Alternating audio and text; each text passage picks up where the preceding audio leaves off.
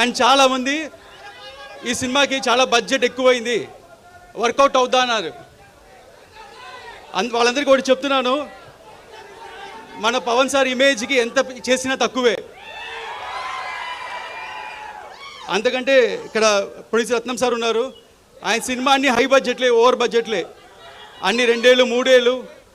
కానీ అన్ని సినిమాలు చూస్తే ఒకటి జీన్స్, భారతీయుడు, బాయ్స్ అండ్ ఒకే ఒకడు, అన్ని పెద్ద సినిమాలు ఇండియా మొత్తం తిరిగి చూసేలాగా అన్ని భాషలు హిట్ చేశారు.